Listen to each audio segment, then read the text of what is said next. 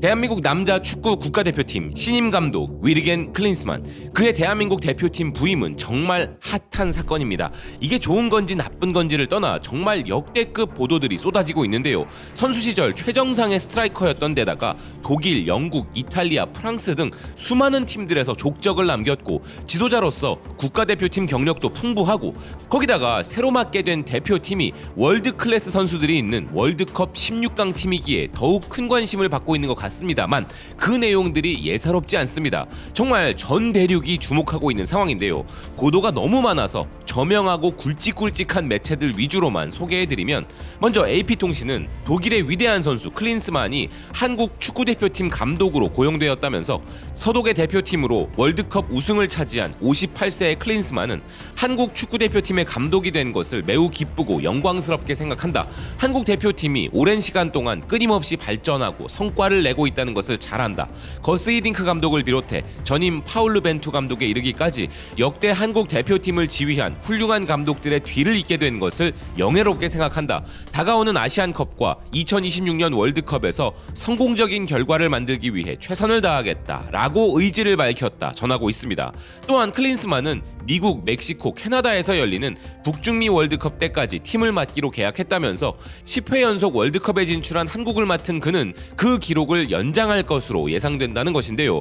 디 애슬레틱은 클린스만 감독이 토트넘의 손흥민, 나폴리의 김민재, 울버햄튼의 황희찬을 포함한 한국 선수들을 물려받게 되었다면서, 그가 2008년 바이에른 뮌헨 감독으로 합류하기 전 2006년 월드컵에서 3위를 기록한 바 있고, 2011년에서 2016년까지 미국 대표팀을 맡았을 때는 북중미 골드컵에서 우승했고 98경기에서 55승 16무 27패의 전적을 거두었다 설명하고 있습니다. 미국에서 오래 감독을 한 만큼 미국 매체들도 큰 관심을 두고 있었는데요. 폭스스포츠는 헤르타 베를린에서 그가 갑자기 사임한 지 3년 만에 한국에 왔다면서, 그 시점에서는 클린스만이 다시 최고 수준에서 코치를 할 기회를 얻을 수 있을지 의문이 드는 것이 당연했다는 것입니다. 자국 매체들도 관심이 컸는데요. 독일의 도이치빌레는 클린스만이 감독으로 놀라운 귀환을 알렸다 전하면서, 지난 며칠 동안 유명 감독들과 접촉이 있어왔던 한국 대표팀이 클린스만 감독과의 계약을 발표하게 될 것이라 전하고 있습니다. 그리고 독일 매체 탕가샤우는 클린스만 감독이 헤르타 베를린 시절 페이스북으로 그만둔다고 해버리고 이탈해버려 파문을 일으킨 적이 있다면서, 미하엘 뮬러 대한축구협회 기술이사와의 관계가 그의 감독직 부임에 영향을 줬을 것이라는데요. 아마 이 영상이 공개될 때쯤이면 뮬러 이사의 공식 인터뷰가 공개될 시점일 텐데, 외신들은 마지막 팀이었던 헤르타 베를린과의 문제, 오랜 공백으로 인한 우려를 내비치며 복귀팀이 한국 대표팀이란 것이 놀랍다는 반응들이 대부분이었는데요. 이런 우려점들에 대한 그의 답변이 궁금해집니다. 그리고 우리 대표팀의 새로운 감독이 누구인지에 대해 예민할 수밖에 없는 아시아 예선 상대팀들의 반응도 정말 각양각색으로 흥미로웠습니다. 먼저 일본의 이 소식이 전해지자 일본 축구 팬들은 반드시 클린스만이 모리아스보다 위라고 단언할 수는 없지만 적어도 이런 선택지를 검토하고 실현할 수 있다는 점에서 일본 축구협회가 한국보다 더 아래라는 것을 느낀다. 뭐 이런 교섭에는 재계의 탑급인 협회장이 일하고 있는 메리트가 크게 발휘되는구나. 세계적 기업이 백업을 해주니까 히딩크, 아드보카트, 벤투 등 거물들이 오는 거지. 그렇다곤 해도 실제 클린스만이 어떤 축구를 할 것인가는 전혀 모른다. 뒷공간을 무너뜨리고 앞에서 연동해 압박하는 축구를 벤투가 고생해서 뿌리를 내리게 했는데 그게 계승될지는 좀 흥미롭다. 뭐 클린스만은 여러 가지 소문도 있지만 독일이나 미국 대표팀 맡아서 일정한 성과를 내고 있으니까 아시안컵에서 어떤 축구를 할지 흥미롭게 주시하고 싶다. 솔직히 이름만으로 선택한 느낌이 강하다. 경력만 보면 굉장해 보이는 감독이다만, 이제 일본은 세계를 충분히 알고 있다. 무리하게 외국 감독을 데리고 오지 않아도 된다. 왜 한국 축구협회는 클린스만을 데려올 돈이 있는 거냐? 일본 축구협회는 뭐하냐? 솔직히 굉장하다. 월드컵 3위 감독이잖아. 한국은 확실히 강해지고 일본은 확실히 약해진다. 독일 이끌고 3위, 미국 이끌고 골드컵 우승, 2014년 16강, 나쁜 감독은 아니다. 단지 선수들에 대한 호불호가 강한 경향의 감독이라 에이스 손흥민이라고 해도 자신과 맞지 않으면 용서 없이 선회로 할 건데, 이게 어떻게 한국에 영향을 미칠까? 한국이라면 다음번 월드컵 본선 진출은 거의 틀림없으니까 조별 예선에서 떨어져도 경력에 흠집이 생기지 않고 만약 조별 예선 통과를 하면 유럽의 제1선으로 복귀하는 것도 꿈이 아니다. 아직까지는 과거에 지나간 감독은 아니고 좋은 감독을 데려온 것 같네 한국은, 라는 등의 반응을 보였는데요. 현재 우리나라 축구 팬들이 일제히 클린스만은 아니지 않냐고 하는 반응이 다수를 형성하고 있는 것과는 달리 일본은 일본 축구협회의 무능과 한국 부럽다는 반응이 더 줄을 이루고 있는 것 같습니다. 중국 매체들 역시도 독일의 전설을 한국이 감독으로 초빙했다고 호들갑을 떨고 있는데요. 베트남과 한국을 보고 우리를 봐라. 우리는 도대체 무슨 선택을 하고 있는 건가? 우리 축구협회는 이렇게 잘 못하겠거든. 얼른 사퇴하라는 말을 하고 싶다. 순식간에 한국 축구 팬이 되었다. 우리는 몇 년이 지나도 클린스만 같은 감독은 얻을 수 없을 거야. 라는 등으로 중국 역시도 클린스만을 통해 자국 협회에 대한 분노를 표출하고 있었습니다. 일본과 중국 등의 주변국들이 이렇게 부러워하는 반면 클린스만 감독의 부임에 칼을 갈고 있는 국가도 있습니다. 어쩌면 최근에 일본보다 더 우리와 라이벌 관계가 형성되고 있는 이란인데요. 클린스만과 이란 사이에서는 최근 정말 살벌한 사건도 있었기 때문에 더욱 그렇습니다. 이란의 테헤란 타임즈는 클린스만 감독이 한국 대표팀을 맡게 되었다는 소식을 전하면서 클린스만이 작년 월드컵에서 이란을 두고 더러운 전술을 쓰는 팀, 그것이 그들의 문화다라는 등의 이란 비하성 발언을 하여 논란을 일으켰다면서 당시 이란 감독 케이로스와 설전이 있었으며 심판 조작까지 언급한 이후 나중에 사과한 일이 있었다 전하고 있는데요. 당시 이 사건으로 인해 클린스만에 대한 앙심이 가득한 이란 사람들은 빌어먹을 클린스만, 인종차별자. 이런 인종차별은 독일인들에게는 문화적인 것이야. 이럼 내가 잘못한 거냐? 라는 등의 반응으로 크게 분노한 바 있으며 BBC 해설진에서 당장 사퇴하라고 케이로스 감독이 강하게 요구했던 이 사건은 당시 현지 매체들에서도 뜨거운 화제였습니다. 우리와 월드컵 예선에서 혹은 아시안컵에서 맞붙게 된다면 과거 케이로스 감독의 주먹 감자 사건은 물론 우리와 비등한 실력으로 인해 이미 라이벌 의식이 강한 두 팀인데 여기에 클린스만 감독의 사건까지 있었으니 아마 경기 시작 전부터 엄청난 화제가 될 가능성이 높아 보이는 부분인 것이죠. 또한 클린스만 감독은 토트넘의 레전드이기에 토트넘과 영국 매체의 반응도 흥미로웠는데요. 특히나 우리 주장 손흥민 선수와 깊은 연관 관계가 있기에 더 그렇습니다. 손흥민 선수는 토트넘 소속으로 사우스햄튼과의 경기에서 4골을 기록하여 4골 플러스 클럽에 가입한 바 있는데 클린스만 감독 역시 이 클럽에 포함되어 있고 손흥민 선수와 클린스만 감독은 또 하나의 공통점으로 토트넘 역사상 최고의 이적생으로 올라와 있기도 한데요. 또한 토트넘이 자랑하는 토트넘 소속 선수들의 최고의 월드컵 골에도 손흥민 선수의 멕시코전 골과 함께 클린스만 감독의 골을 소개하고 있는 토트넘입니다.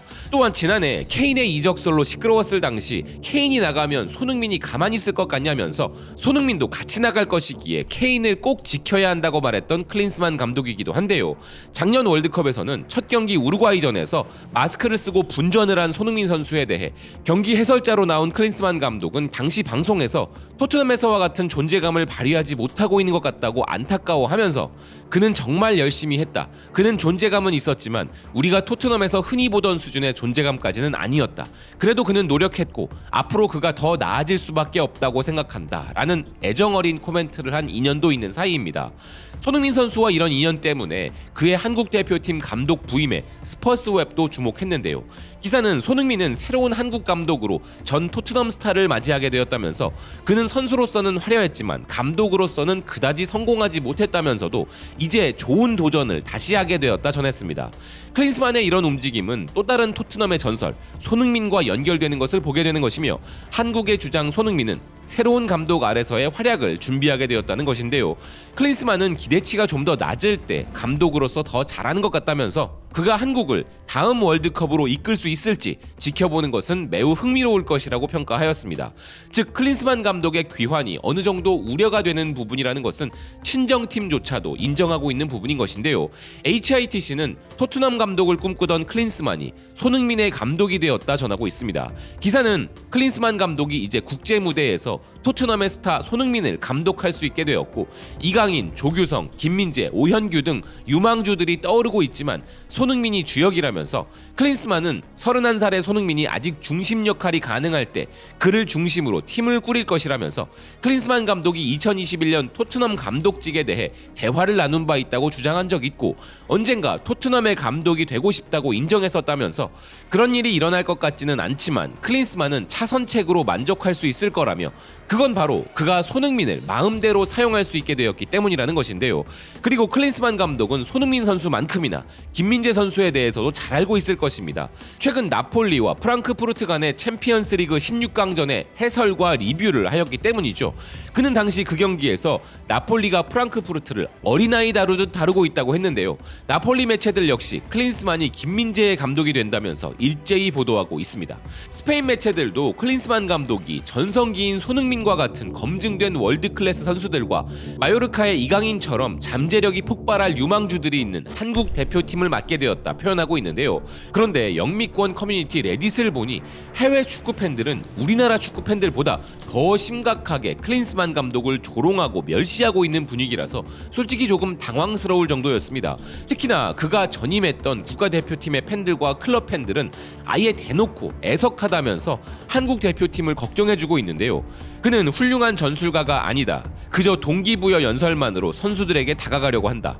그가 손흥민을 2026년 대표팀 명단에서 제외시켜 논쟁을 만들지 않으면 다행이다. 벤투를 유지하는 게 더 나았을 수도 있어. 네 번째 월드컵을 꿈꾸는 손흥민에게는 안타까운 소식이야. 다음 월드컵에서 손흥민을 못 본다고 생각해봐. 손흥민은 한국에서 국보야. 아마 그들은 폭동을 일으킬걸? 오소니 정말 미안해.